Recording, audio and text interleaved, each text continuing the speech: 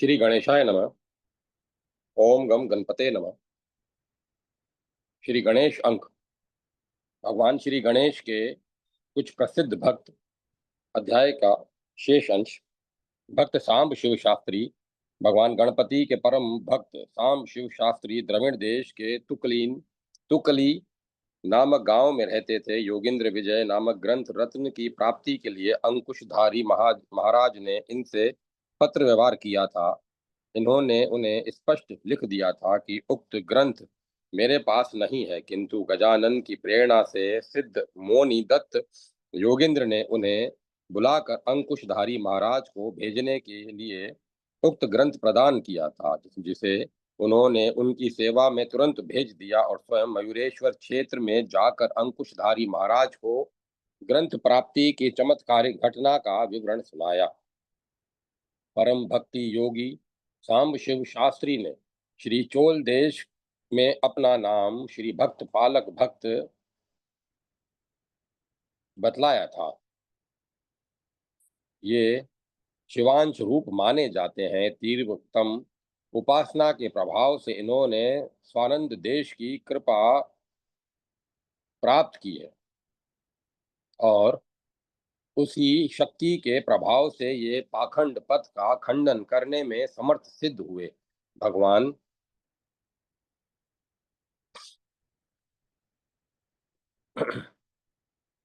गजमुख के आदेश अनुसार मोरेश्वर के श्री ब्रह्म भूय महासिद्धि पीठ के उत्तरार्ध निवाण दीक्षा सिद्ध श्री सांब शिव योगी के बुलाए जाने का उल्लेख मिलता है। उन्हें श्री पीठ पर स्थापित कर अंकुशधारी योगेंद्र इनके शिष्य हुए और इन्हीं की सन्निधि में रहकर उन्होंने भारत धरा पर गणेश संप्रदाय का प्रचार और प्रसार करने में सफलता प्राप्त की।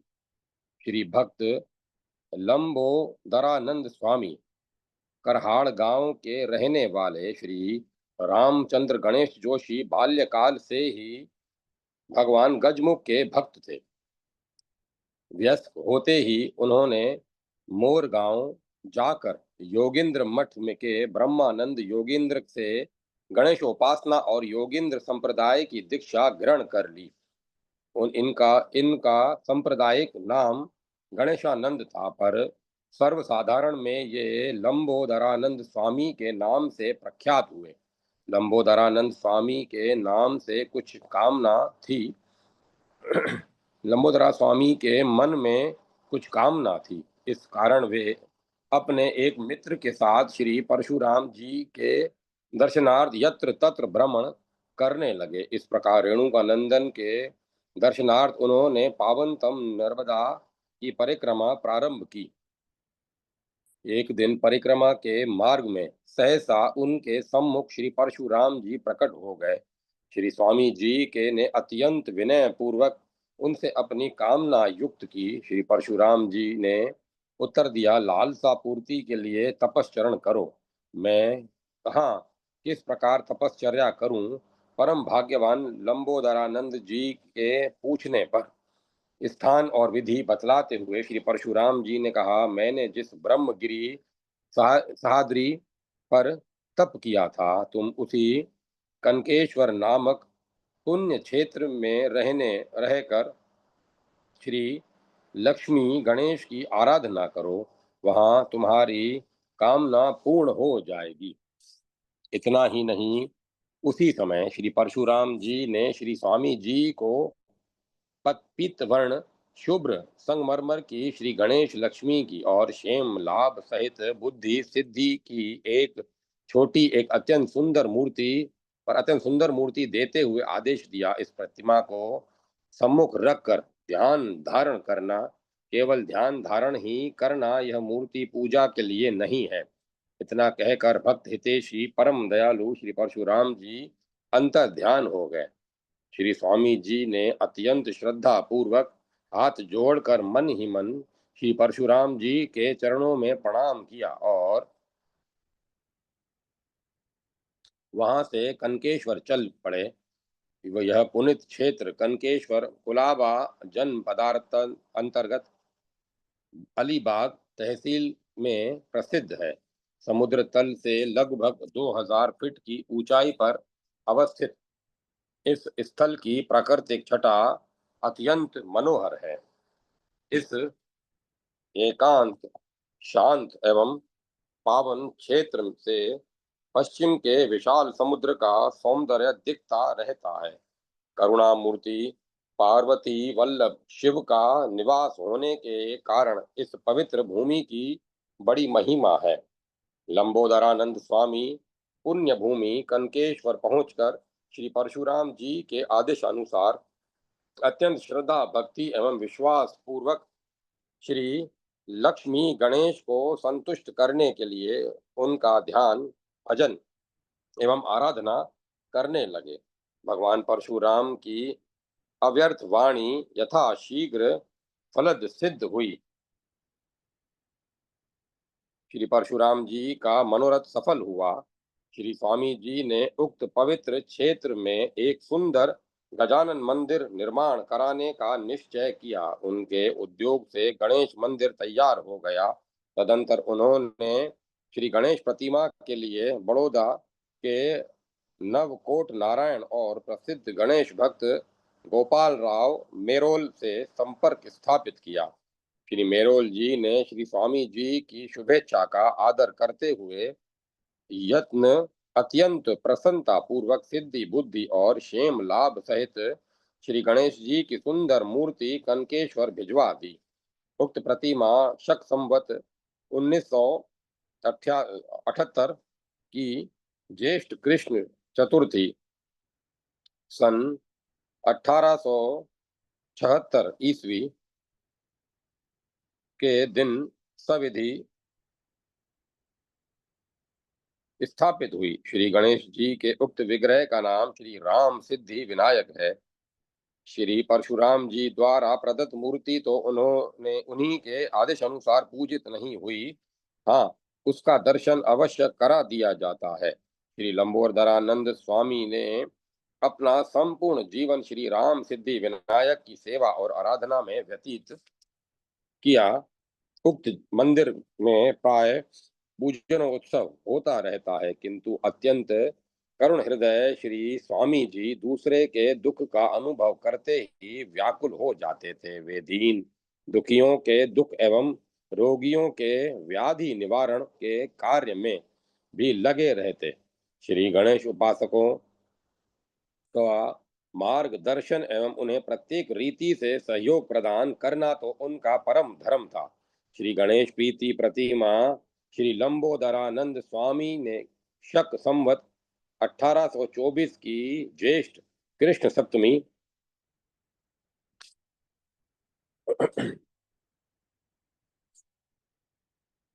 कृष्ण सप्तमी सन 1902 को समाधि ले ली।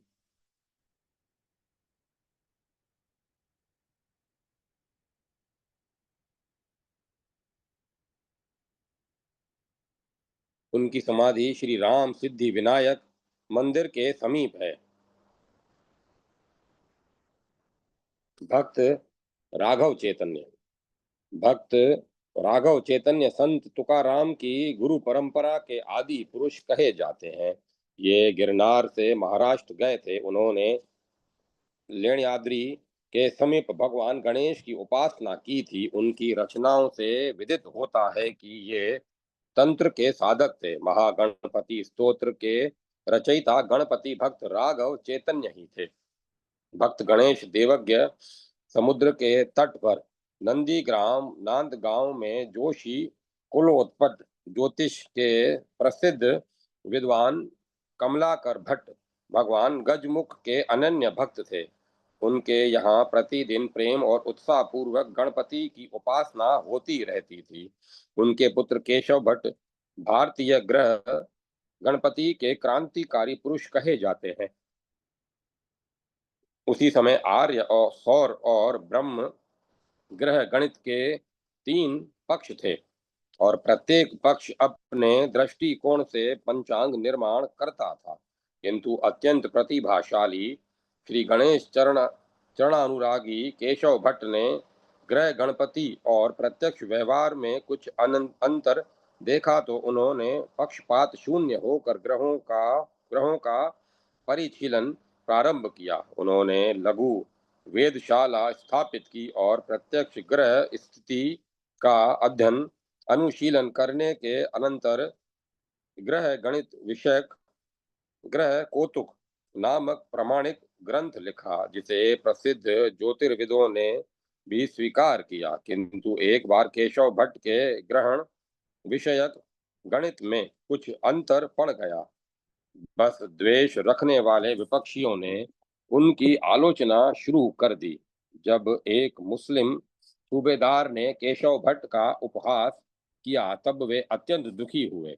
दुखों के आवेश से व्याकुल होते ही उन्होंने अपने कुल देवता श्री गणेश जी की आराधना कर अनुष्ठान प्रारंभ किया और अंत में उन्होंने अत्यंत करुण करुण स्वर से प्रार्थना की, प्रभु, उपहास से मेरा हृदय अधीर और अशांत हो गया है। मुझे तो केवल आपके मंगल में चरण कमलों का ही अवलंब है।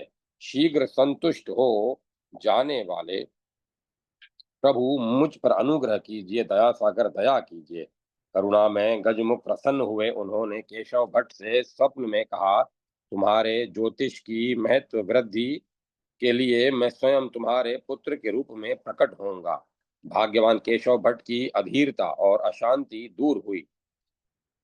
उनकी व्यथा तो शांत हुई ही, वे अत्यंत प्रसन्न होकर निरंतर मन ही मन भगवान गणेश का ध्यान और स्मरण करने लगे। इस प्रकार भगवान गणेश की कृपा से नंदीग्राम शकाब्द 1420 के में केशव भट्ट की सौभाग्यशालिनी साध्वी सहधर्मिणी लक्ष्मी देवी के गर्भ से एक पुत्र उत्पन्न हुआ। वही बालक भारतवर्ष का प्रख्यात ज्योतिष शास्त्रज्ञ गणेश देवज्ञ के नाम से प्रख्यात हुआ। गणेश कुल परंपरा अनुसार ज्योतिष के अध्ययन अनुशीलन से प्रसिद्ध देवज्ञ हुए। आकाश के ग्रहों की देख कर पंचांग साधन के लिए उन्होंने ग्रह लाघव, लघु निधि, चिंतामणि, बृहत तिथि, चिंतामणि, लीलावती टीका, सिद्धांत शिरोमणि टीका और मुहूर्त तत्व टीका आदि ग्रंथों की रचना की। साथ ही उन्होंने आर्य, सौर और ब्रह्म तीन पक्षों के ग्रह गणपति शास्त्र की त्रुटियों को दूर कर स्वार्थ निर्दोष पंचांग गणित सर्वसाधारण के लिए सुलभ और कर दिया। उक्त शास्त्र को देखते ही तीनों पक्षधरों ने अपना आग्रह छोड़कर ग्रह लाघव गणित का आश्रय ले लिया। ग्रह लाघव ग्रंथ पंचांग शास्त्र का गुरु ग्रंथ स्वीकार किया जाता है। वेद शास्त्र में गणेश देवज्ञ भास्कराचार्य से भी श्रेष्ठ माने जाते हैं। गणेश भक्त केशव भट्ट के आत्मज गणेश की देवज्ञ उपाधि सार्थक सिद्ध हुई। केशव भट्ट एवं उनके सुयोग्य पुत्र गणेश देवज्ञ, ये दोनों भगवान गणेश के कृपा फल हैं। इनके निवास से नांदगांव भारतीय ज्योतिषविदों का तीर्थ स्थल बन गया।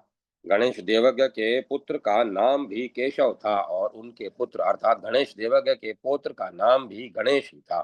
उक्त केशवात्मज गणेश देवज्ञ के पौत्र गणेश ने सिद्धांत शिरोमणि ग्रंथ की शिरोमणि प्रकाश नामक टीका लिखी। हरभट्ट बाबा पटवर्धन। श्री हरभट्ट बाबा के जन्म और देह त्याग की सुनिश्चित तिथि विदित नहीं, पर इतना तो निर्विवाद है कि वे रत्नागिरी से 12 मील दूर कोतवड़े नामक गांव में उत्पन्न हुए थे। बाल्यकाल में ही कुट कुटतियों से शुद्ध होकर उन्होंने घर त्याग दिया और घूमते फिरते एक सुंदर गणेश मंदिर पर पहुंचे। वहां उन्होंने एक भुक्त रहकर गजवक्त्र को प्रसन्न करने के लिए अनुष्ठान प्रारंभ किया। कुछ दिनों बाद उन्होंने सोचा, इस प्रकार गजानन प्रसन्न ही होंगे। बस वे केवल दुर्वांकुर का रस ग्रहण कर आराधना करने लगे। दुर्बल हो जाने पर ही भी वे अपने दृढ़ निश्चय से विचलित नहीं हुए। श्रद्धा भक्ति पूर्वक श्री गणेश उपासना करते ही रहे। इस प्रकार कई वर्ष व्यतीत हुए। हर भट्ट बाबा का अनुष्ठान चलता ही रहा। देवदेव गजमुख प्रसन्न हुए। उन्होंने स्वप्न में कहा, तुम्हें विद्या प्राप्त होगी, तुम्हारी दरिद्रता नष्ट हो जाएगी और तुम्हारे वंशज राज वैभव प्राप्त करेंगे। वृद्ध गणपति के समस्त आशीर्वचन सर्वथा सत्य प्रमाणित हुए। श्री हरभट्ट बाबा का विवाह गणपति बुवे स्थान के शेंड्य शास्त्री जी की पुत्री के साथ हुआ। कापिशकर कापक्षिकर सरदार घोर पड़े के उपाध्याय होने के कारण वे उनके साथ कोंकण पहुंचे और इचल करंजी के जागीरदार नारो महादेव के आश्रम में रहने लगे। कुछ समय बाद नारो महादेव के पुत्र चिरंजीव वेंकटराव घोरपड़े का परिणय श्रीमंत पेशवा बालाजी विश्वनाथ जी की सुंदरी पुत्री अनुबाई के साथ हुआ। श्री हरभट्ट बाबा विवाह की सारी व्यवस्था कर रहे थे। श्री पेशवा उनके श्रम एवं सद्गुणों से अत्यंत प्रभावित हुए। उन्होंने आग्रह पूर्वक श्री हरभट्ट बाबा को अपने पास रख लिया। वहां हरभट्ट बाबा के 7 पुत्र हुए। वे सभी सुयोग्य और पराक्रमी हुए। श्रीमंत पेशवा ने उनके एक पुत्र गोविंद पंत की नियुक्ति सरदार के पद पर कर दी। इस प्रकार सम्मानित गृहस्थ्य जीवन का निर्वाह करते हुए भी हरभट्ट बाबा मन से सर्वथा विरक्त थे। वे नित्य नियमित रूप से श्री गणेश उपासना करते। कुछ समय बाद तो उन्होंने ग्रह त्याग कर सविधि संन्यास ग्रहण कर लिया। श्री हरभट्ट बाबा ने संपूर्ण भारतवर्ष की यात्रा की। तीर्थों में स्नान दर्शन करते हुए वे पूना पहुंचे। वहां मुठा नदी के तट पर ओमकारेश्वर मंदिर के समीप उन्होंने अपना आश्रम स्थापित कर लिया। त्याग, वैराग्य, उपासना एवं परहित साधन के कारण वे सर्वप्रिय रहे। श्री हरभट्ट बाबा पटवर्धन, मिरज, सांगली और तासगांव स्थानों के मूल पुरुष स्वीकार किए जाते हैं। मार्गशीर्ष कृष्ण एक श्री हरभट्ट बाबा पटवर्धन की पुण्यतिथि मानी जाती है। गणपति बुवा सावेरकर रत्नागिरी के समीप शिरगांव नामक ग्राम में सदाशिव भट्ट, गणेश भट्ट, हंसकर नामक एक आस्तिक पुरुष रहते थे। वे भगवान गणपति के अनन्य भक्त थे, किंतु 40 वर्ष की आयु हो जाने पर भी किसी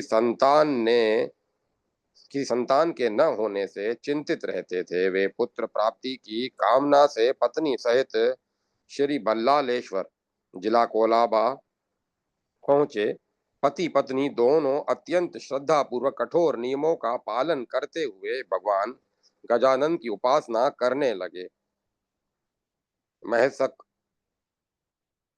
महस्कर जी स्वयं प्रतिदिन 3 सहस्त्र गायत्री मंत्र जपते हुए अपनी सहधर्मिणी के साथ श्री गणेश की 2100 परिक्रमा करते थे। अत्यंत सात्विक जीवन व्यतीत करते हुए वे नियमित रूप से यह कार्यक्रम चलाते। इस प्रकार 21 वर्ष तक पति पत्नी वांछित फलदाता श्री गणेश की अनवरत उपासना करते ही रहे। श्री भल्लालेश्वर प्रसन्न हुए। दंपति ने पुत्र प्राप्त किया। शिशु का नामकरण किया गया वासुदेव बुआ। उपनयन के अनंतर वासुदेव बुआ की शिक्षा प्रारंभ हुई। उन्होंने 11 वर्ष की आयु में ही वेदाध्ययन कर लिया। गुरुजी के समीप प्राय श्राद्ध भोजन का निमंत्रण आता, किंतु वासुदेव बुआ गुरु के कहने पर भी श्राद्धान ग्रहण करने नहीं जाते थे। एक बार तो गुरु के श्राद्ध भोजन का अनुग्रह पूर्ण आदेश भी उन्होंने अस्वीकार कर दिया।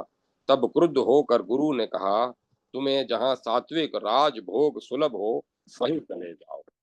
वासुदेव बुआ ने अत्यंत शांति पूर्वक गुरु चरणों में प्रणाम किया और चुपचाप सांगली चले गए। वहां उन्होंने मधुकरी मांग कर अपनी शिक्षा पूरी की।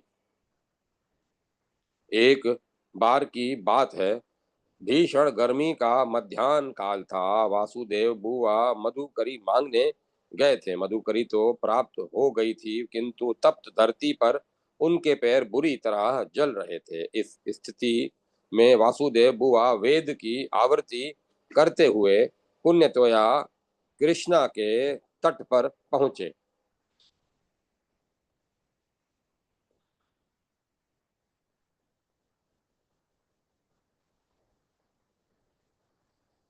कृष्णा तट पर कवठेकर नामक एक योगी बैठे थे। उन्होंने वासुदेव बुवा की स्थिति का अनुमान कर उन्हें अत्यंत प्रेम पूर्वक अपने समीप बुलाकर कहा, बेटा, तू प्रतिदिन 21 दुर्वांकरों से गणेश की पूजा करना। तुम्हें मयूरा मौर्या की कृपा प्राप्त होगी। वासुदेव बुआ ने अत्यंत श्रद्धा पूर्वक गणेश की उपासना प्रारंभ की। 9 दिनों के बाद वे श्रीमंत चिंतामणि राव अप्पा साहेब सांगली कर के यहाँ भिक्षार्थ पहुंचे।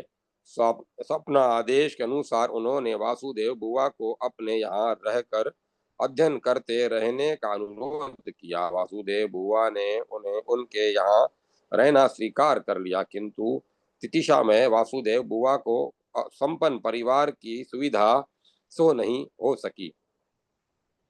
उन्होंने अपनी झोली उठाई और वहां से चल दिए। मधुकरी वृत्ति से अन्यत्र रहने लगे। योगी राज कवठेकर के पुनः दर्शन हुए तो वासुदेव बुआ ने उनके चरणों में श्रद्धा पूर्वक प्रणाम कर श्री गणेशोपासना की दीक्षा प्रदान करने की प्रार्थना की। योगी राज ने उन्हें दीक्षा देकर आशीर्वाद भी प्रदान किया। अब मौर्य तुम्हारा सर्वत्र कल्याण करेंगे। वासुदेव गणेशवाड़ी पहुंचे। वहां उन्होंने खेड़ी गणपति की सेवा की। फिर कुछ समय बाद वे भूस्वादन क्षेत्र मोर गांव में जाकर कठोर तप करने लगे। वे प्रातः काल नित्य कर्म से निवृत्त होकर प्रतिदिन 3 सहस्त्र गायत्री जप, तदंतर 3 सहस्त्र उपासना मंत्र का जप पूरा कर मधुकरी के लिए निकलते। कुछ समय बाद तो वे मांगी हुई मधुकरी दूसरों को देकर स्वयं दुर्वांकरों का रस पीकर साधन भजन करने लगे। वे दुर्वाएं भी स्वयं खेतों में जाकर ले आते। इस प्रकार उन्हें गणेशोपासना करते हुए पूरे 9 वर्ष व्यतीत हो गए। तब माघ शुक्ल चतुर्थी को स्वप्न में प्रकट होकर मयूरेश्वर ने उनसे कहा, तुम्हारी उपासना पूरी हुई। अब तुम लुप्त प्राय गणेशोपासना के पुनर पुनरुज्जीवन का कार्य करो। वासुदेव बुआ ने केवल गणेश सेवा की याचना की। तब मयूरेश्वर ने कहा, मैं सदा के लिए तुम्हारे पास आ गया हूँ। इतना कहकर देवदेव मयूरेश्वर ने वासुदेव बुआ के हाथ में एक मंदार मूर्ति और उपोषण के पर प्राणार्थ पकवान पूरित पूरित थाली दे दी। गणेश भक्त वासुदेव बुआ के नेत्र खुले तो स्वप्न में प्राणाराध्य मयूरेश्वर प्रदत्त मंदार मूर्ति और पकवानों की थाली देकर उन्होंने उनकी आज्ञा के पालन का निश्चय किया। उन्होंने सविधि पारण किया और दयाधाम गणेश के आदेश अनुसार कार्य में लग गए। अब वे गणपति बुआ के नाम से सर्वत्र प्रख्यात हो गए। गणपति बुआ के समीप जाने के लिए अनेक व्यक्तियों को स्वप्न में आदेश प्राप्त हुआ। फलतः लोग उनके चरणों में उपस्थित होकर उनके कथनानुसार गणपत्य संप्रदाय के प्रचार का कार्य करने लगे। बंबई के धाकजी काका, बड़ौदा के नवकोट नारायण गोपाल राव मेराल, इंदौर के धांजी साहेब कीबे, ग्वालियर के सदाशिव भाऊ फडणवीस, संभाजीराव आंग्रे आदि बहुसंख्यक सम्मानित व्यक्ति गणपति बुआ की सेवा में उपस्थित हो उनके परामर्श के अनुसार गणेश कार्य में सहयोग प्रदान करने लगे। स्वयं गणपति बुआ गाणपत्य संप्रदाय के प्रचारार्थ सर्वत्र भ्रमण कर रहे थे। वे इंदौर गए, उन्होंने मालवा के काशी रामेश्वर के मार्ग पर अवस्थित सावेर ग्राम को अपने पवित्रतम उद्देश्य की पूर्ति में उपयोगी समझकर वहीं रहने का निश्चय किया। वहां उन्होंने गजानन की स्थापना की और एक संस्थान का निर्माण किया। वहां अभ्यागतों के निवास और भोजन की व्यवस्था की। उक्त संस्थान में धर्म और जाति का विचार किए बिना अतिथि मात्र को अन्न प्रदान किया जाता है। मोरगांव के योगिंद्र मठ के संस्थापक अंकुशधारी महाराज को दीक्षा देने वाले गणपति बुआ ही थे। गणपति बुआ अपने अंतिम श्वास तक गणेश मार्ग का प्रचार प्रसार करते रहे। वे श्रावण शुक्ल 2 संवत 1918 को शरीर त्याग कर अपने आराध्य में विलीन हो गए। श्री नागेश्वर बाबा। गणेश भक्त नागेश्वर बाबा का जन्म सन 1838 ईस्वी में महाड़ जिला कोलाबा में हुआ था। उनके व्यवसायी पिता जहाजों से माल मंगाने और भेजने का काम करते थे, अतएव नागेश्वर भी बाल्यकाल से यही काम सीख रहे थे। व्यवसायिक दृष्टि से 18 वर्ष की आयु में उन्हें मालवा जाने का अवसर प्राप्त। उस समय सन 1857 ईस्वी उत्तर भारत में स्वतंत्रता प्राप्ति के लिए संग्राम छिड़ गया था। युवक नागेश्वर भी उसमें सम्मिलित हो गए। घटना विशेष के कारण सहसा उनका मन परिवर्तित हुआ और वे स्वतंत्रता संग्राम से पृथक होकर तीर्थ यात्रा के लिए चल पड़े। वे अत्यंत श्रद्धा और भक्ति से तीर्थों में स्नान पूजन और दर्शन करते जा रहे थे कि मार्ग में उन्हें एक गोसावी मिले। उन्होंने नागेश्वर को एक शालग्राम देकर श्री रामोपासना की विधि बता दी। नागेश्वर श्रद्धा और विधि पूर्वक प्रतिदिन शालग्राम जी की पूजा करने लगे। एक बार वे धर्मशाला में ठहरे। वहां उनकी अन्य वस्तुओं के साथ शालग्राम जी भी चोरी चले गए। उस इस घटना के से नागेश्वर अत्यंत दुखी हुए। उन्होंने तुरंत उपवास प्रारंभ कर दिया। श्री शालग्राम जी के वियोग में निष्ठा पूर्वक उपवास करते समय उन्हें स्वप्न में आदेश प्राप्त हुआ, मैं प्रयाग दुर्ग में अमुक स्थान पर हूँ, तुम वहां जाओ। नागेश्वर प्रयाग पहुंचे और स्वप्न के आदेश के अनुसार दुर्ग के उक्त स्थल को खोदने पर एक गोल पाषाण निकला। नागेश्वर ने भर्तुलाकार पाषाण उठा लिया। वे मन ही मन सोचने लगे, मैं इसे किस दृष्टि से देखूं, इसका नामकरण क्या करूं। इसी प्रकार सोचते हुए वे सो गए। रात्रि में पुनः स्वप्न हुआ, पाषाण फोड़ो, उसमें तुम्हारे उपास्य देव हैं। पत्थर फोड़ते ही उससे श्री गणेश की मंदार मूर्ति निकली। नागेश्वर ने मूर्ति को नमस्तक पर चढ़ाया और तब से वे नागेश्वर बाबा और गणपति बुआ कर्म कर कर मर कर कहे जाने लगे। किंतु श्री गणेश उपासना के लिए उन्हें मंत्र की आवश्यकता प्रतीत हुई। इस कारण वे उज्जैन के समीप सांवेर नामक गणेश स्थल पर महान गणपत्य वासुदेव बुआ मेहसकर के चरणों में पहुंचे। उन्होंने कृपा पूर्वक नागेश्वर बाबा को दीक्षा दी और फिर वे विधि पूर्वक श्री गणेश उपासना में लग गए। नागेश्वर बाबा उस समय ग्वालियर में थे। ग्वालियर के तत्कालीन महाराजा जयाजी राव शिंदे जी ने ग्वालियर में ही रहने के लिए उनसे प्रार्थना की, किंतु नागेश्वर बाबा ने सुस्पष्ट कह दिया, तपश्चरणार्थ नर्मदा तट श्रेष्ठ है, मैं वहीं जाऊंगा। नागेश्वर बाबा चांदोद में नर्मदा तट पर पहुंचे, किंतु उस समय उनके छोटे भाई वामन राव बड़ौदा के रह रहे थे बड़ौदा में रह रहे थे। इस कारण बाबा बड़ौदा चले गए। नागेश्वर बाबा के पवित्र चरित्र एवं तपश्चर्या से बड़ौदा निवासी अत्यंत प्रभावित हुए।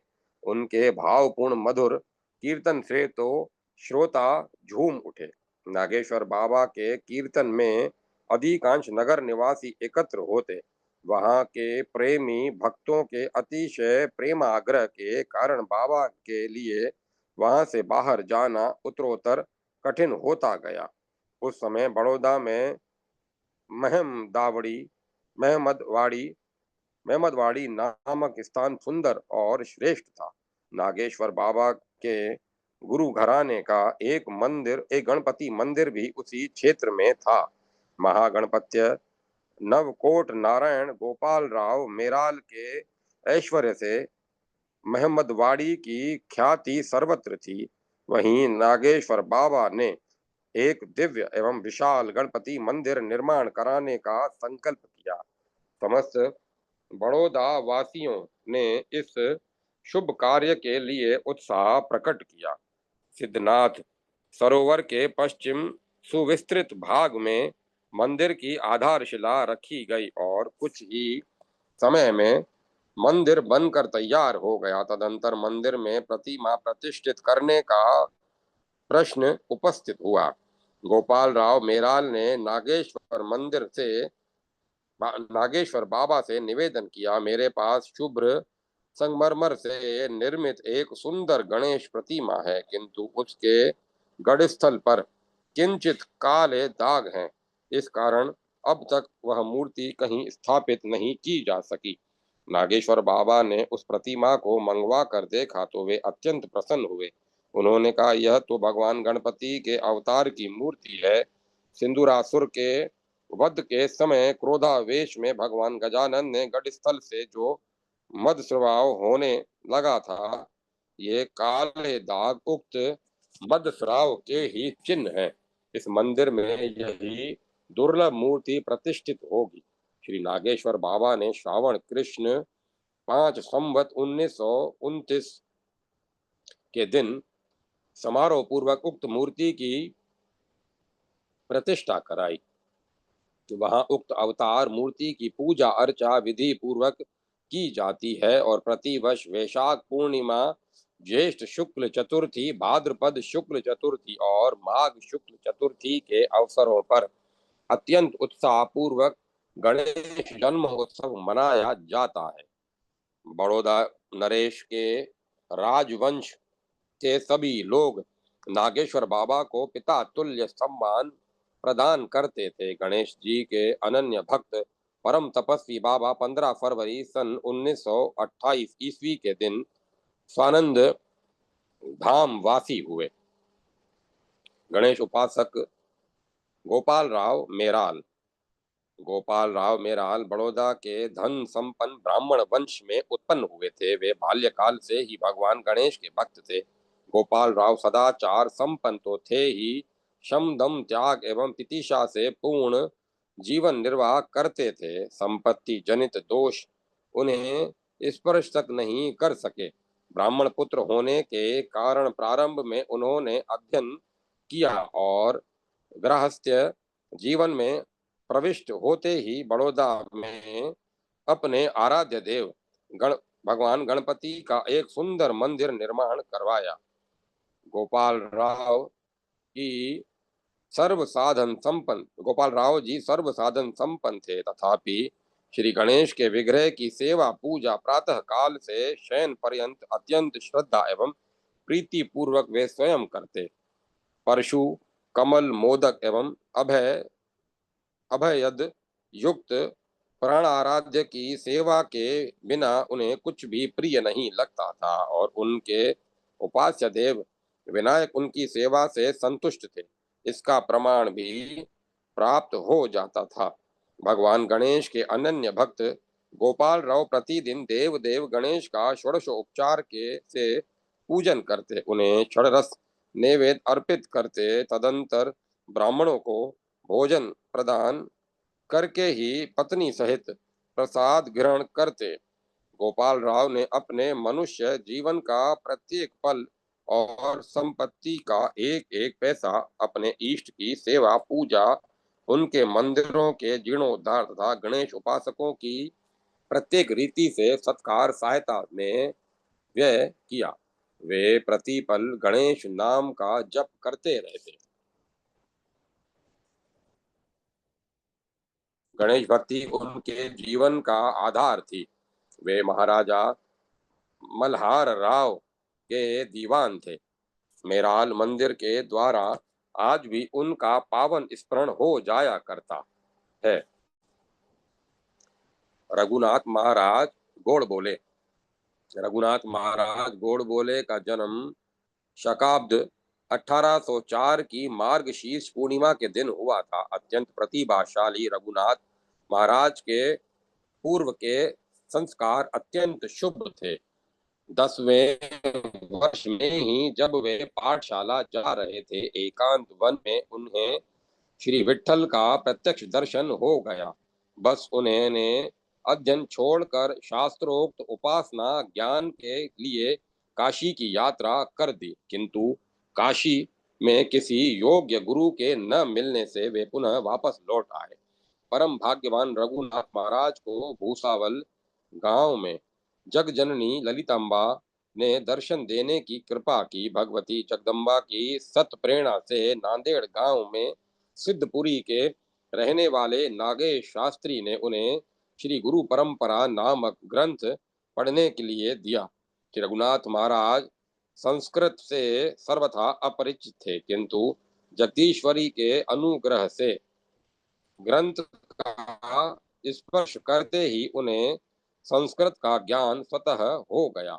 वे रघुनाथ महाराज के नाम से प्रख्यात हुए। रघुनाथ महाराज गोड़ बोले देशाटन के लिए निकले। वे दक्षिण भारत, कश्मीर कश्मीर और नेपाल आदि घूमते हुए बुलडाणा पहुंचे। वहां उन्हें गणेश मंत्र की प्राप्ति हुई। उन्होंने अपने समीप आने वाले स्त्री पुरुषों को गणेश आराधन के मार्ग में प्रवृत्त किया।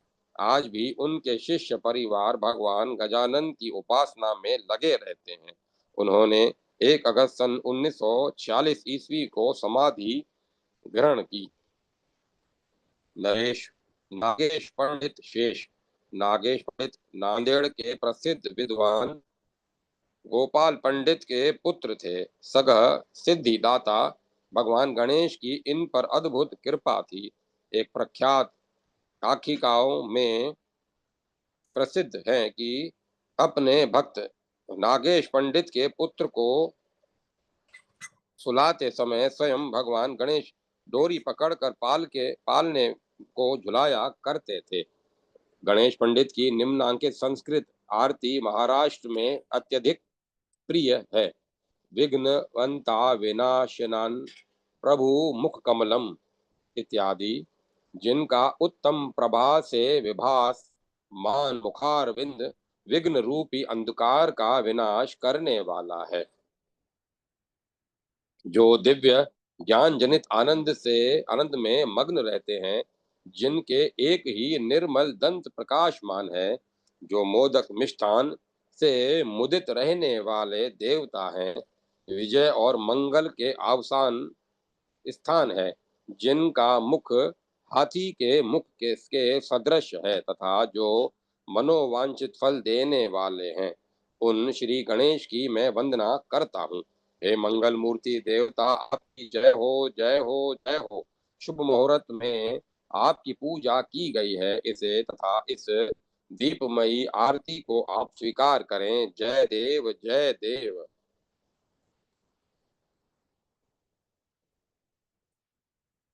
जिनके कुंभ स्थल पर भ्रमरों की भीड़ मंडरा रही है, जिन्होंने शुंड दंड के प्रहार से मदासुर के दंभ को स्तंभित कर दिया था, जिनके अंगों पर सिंदूर की अरुण शोभा फैल रही है, जिन्होंने शत्रु दल में हलचल मचा दी थी, जो शंकर कुल के रक्षा स्तंभ स्वरूप हैं, जिन्होंने मद एवं दंभ को पराजित कर दिया है, जो संपूर्ण कर्मों के आरंभ में प्रथम पूज्य के रूप में व्याप्त हैं, उन ब्रह्म तुल्य महामहिम गणेश की मैं वंदना करता हूँ। जय देव, जय देव। देवताओं के समुदाय भी जिनके चरणाविंदों की वंदना करते हैं, ब्रह्मा और विष्णु भी जिनके गुणों का बखान करते हैं, जिनका स्वरूप निर्मल है, जिनकी देह विद्या से मंडित है, जो पंडित कुल के पालक हैं तथा दुष्टों के लिए काल रूप हैं, उन आप गणपति की मैं नागेश निरंतर वंदना करता हूँ। जय देव जय देव। गजानन देवज्ञ ज्योतिष परंपरा में विद्वान गणपति गजानन देवज्ञ नांदेड़ निवासी थे। ये राजमान्य देवज्ञ थे, सद्गुण संपन्न एवं भगवान गणेश के उपासक थे। इन्हें गणेश तोया गोदावरी में श्री गणेश जी की प्रतिमा प्राप्त हुई थी, जिसे देवज्ञ महोदय ने कार्तिक कृष्ण 4 संवत का पता नहीं के दिन जो साल गली नांदेड़ में सविधि स्थापित कर दिया। गजानन देवज्ञ नियमित रूप से विविध उपचारों के द्वारा अत्यंत श्रद्धा भक्ति पूर्वक अपने प्राण आराध्य गजवक्त्र की उपासना करते थे। उन्हें मंगल मूर्ति गणेश की कृपा प्रत्यक्ष प्राप्त थी। रामकृष्ण बाबू सोमैया जी, माझा प्राण सखा गणराज इत्यादि। मेरा प्राण सखा गणराज है, जो केवल स्मरण मात्र से ही अपने भक्तों का कार्य करता है, जिसका सुंदर वाहन मूषक है और जिसके शरीर पर सिंदूर सुशोभित हैं। मेरे प्राण सखा प्राण गजराज सिद्धि प्रदाता मयूरेश्वर रामकृष्ण की लाज रखो। रामकृष्ण बापू नांदेड़ के रहने वाले थे। वे स्वयं पंडित कवि एवं अनुष्ठान करने वाले अत्यंत सदाचारी पुरुष थे। दामोदरानंद स्वामी उनके गुरु थे। पंडित श्री मयूरेश्वर उर्फ बाबा महाराज के वे विशिष्ट कृपा भाजन थे। रामकृष्ण बापू भगवान भक्त गणेश के भक्त थे। उन्होंने अपने गुरु के आदेश अनुसार गुरु परंपरा नामक संस्कृत ग्रंथ लिखा। उक्त ग्रंथ में 108 अध्याय हैं। उसके अतिरिक्त अन्य पद, अभंग और आरती आदि उनकी अनेक रचनाएं प्राप्त हैं। शकाब्द 1822 में उन्होंने संन्यास ग्रहण कर लिया। उनकी वस्त्र समाधि सिद्धनाथपुरी में उनके घर में ही है। समाधि के समीप उनकी स्थापित श्री गणेश प्रतिमा भी है। वे गणपति का भजन करने के लिए सबको प्रेरणा प्रदान करते रहते थे। वे स्वयं कहते थे, गजराज दयालु भजावा हो, देवी रवि हरि हर संतोषाक एकच सतत पुजावा हो इत्यादि। दयालु गणराज का भजन कीजिए, देवी सूर्य विष्णु शंकर इन्हें संतुष्ट करने के लिए निरंतर इन्हीं की पूजा कीजिए। दयालु गणराज का भजन कीजिए, यह मनुष्य शरीर अत्यंत दुर्लभ है, यह जानकर विषय संग को त्याग दीजिए। रामकृष्ण कहते हैं, ज्ञानमय गणराज का स्मरण होता रहे, उनका मन से कहीं न जाना हो। दयालु गणराज का भजन कीजिए। दामोदरानंद स्वामी अधिकारी सत्पुरुष एवं कल्याण मूर्ति श्री गजानंद के प्रसिद्ध भक्तों में श्री दामोदरानंद स्वामी का नाम आदर पूर्वक लिया जाता है। वे संत श्री शुकानंद महाराज के शिष्य थे। गुरु परंपरा जैसे प्रसिद्ध ग्रंथ में रचयिता गणपति भक्त कवि रामकृष्ण सोमयाजी के विद्या गुरु थे। इसी से उनकी विद्या एवं साधन संपन्नता का अनुमान किया जा सकता है। माहेश्वर शास्त्री जोशी नांदेड़ निवासी मोरेश्वर शास्त्री जोशी न्याय और संस्कृत के विद्वान तो थे ही, त्याग तपस्या एवं गणेश भक्ति की जैसे प्रतिमा थे। उनका अधिकांश समय गणेश आराधन में ही व्यतीत होता। नांदेड़ क्षेत्र विजयी नामक एक ओबिबद्ध ग्रंथ उन्होंने शकाब्द 1826 के मध्य लिखा था। विधि शकुल जाल मोरेश्वर वाणी श्री गणेश कृपेम वदे निवारणी उनका उद्गार है। अंत में उन्होंने संन्यास ग्रहण कर लिया था। इसी प्रकार रामानंद स्वामी त्रिकुट पर चिंतामणि गोसावी गणपति स्वामी प्रमेय शास्त्री और अन्ना साहेब देशपांडे ये सभी गणपति के प्रसिद्ध भक्त नांदेड़ परिसर में रहते थे। अपनी परंपरा का निर्वाह करने वाले ये गणपति भक्त अपने पवित्रतम कर्मों से अत्यधिक यशस्वी हो चुके हैं। श्रीमद शंकराचार्य शिरोलकर स्वामी मठ संकेश्वर। श्रीमद शंकराचार्य सिरोलकर स्वामी अपने पूर्वाश्रम में भगवान गणेश के अनन्य भक्त थे। इस कारण उन्होंने पहले मोरगांव तदंतर चिंचवड़ में परम प्रभु गजवक्त्र को संतुष्ट करने के लिए अत्यंत कठोर तपस्या की। उनके निष्ठापूर्ण तपस्या से प्रसन्न मयूरेश्वर ने उन्हें प्रत्यक्ष दर्शन देने की कृपा की। श्री शंकराचार्य के पीठ पर अधिष्ठित होकर मैं वैदिक तत्व ज्ञान का प्रचार प्रसार करता। श्री स्वामी जी की यह कामना थी। अपनी इस अभिलाषा की पूर्ति के लिए उन्होंने चिंचवड़ में अत्यंत कठोर तप किया। उनकी तपस्या सफल हुई। वे शंकराचार्य पीठ पर नियुक्त कर दिए गए। श्री शिरोलकर स्वामी अपने पूर्वाश्रम में स्वपटु चित्रकार थे। उन्होंने अपने हृदय में श्री मौर्य गोसावी के जिस स्वरूप का दर्शन किया उसे चित्रित कर दिया। यह चित्र प्रामाणिक माना जाता है और देउलवाड़ा में भगवान श्री गजानंद के विग्रह के निकट दर्शनार्थ सुरक्षित है। तुझिए भेटीची बहु आस रे मोरया। श्री स्वामी जी जब इस पद का गदगद कंठ से गान करना प्रारंभ करते तो उनके नेत्रों से अश्रु प्रवाह चलने लगता। उनका मौर्या संबंधी प्रिय श्लोक है, गणेशो व पायत प्रणमत गणेशम जगदीदम अर्थात इत्यादि। अर्थात गणेश तुम लोगों की रक्षा करे, गणेश को प्रणाम करो। गणेश ने इस जगत की रक्षा की है। इस लोक में महान देवता गणेश को नमस्कार है। गणेश के सिवा दूसरी कोई वस्तु नहीं। तीनों लोकों में गणेश की महिमा विख्यात है। मेरा चित्त गणेश में निवास करे और हे गणेश तुम मेरी रक्षा करो। उक्त श्लोक में गणेश शब्द का सभी विभक्तियों में प्रयोग हुआ है। श्री शिरोलकर स्वामी की समाधि मोर गांव में मयूरेश्वर मंदिर के पिछले प्रांगण में है।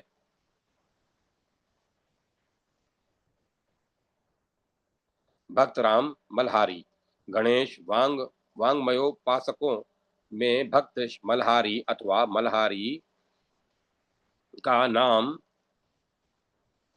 विशेष रूप से प्रख्यात है। श्रीमद् गणेश गायत्री जप विधानम नामक उनके प्रसिद्ध ग्रंथ से उनकी उपासना मार्ग की योग्यता समझी जा सकती है।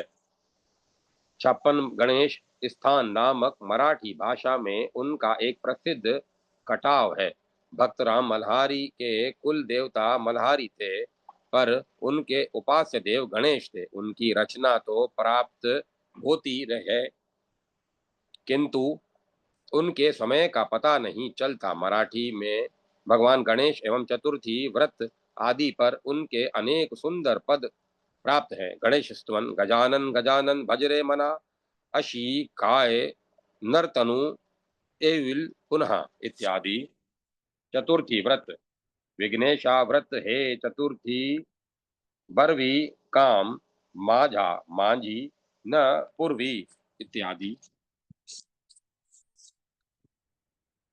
इस्लाम पुरकर प्रख्यात गणपति उपासकों में इनका नाम लिया जाता है। ये प्रसिद्ध कीर्तनकारों के वंशज थे और स्वयं भी अत्यंत सुंदर कीर्तन करते थे। कहा जाता है रेठरे महाराष्ट्र में अब भी इनके वंशज रहते हैं। जय माता सरस्वती। जय माँ सरस्वती। ओम नमो नारायण। ओम नमो भगवते वासुदेवाय। ओम तत्सत। ओम तत्सत। ओम। अब कथा को विराम दिया जाता है। कल हरी इच्छा से आगे का पाठ करके आनंद लेंगे।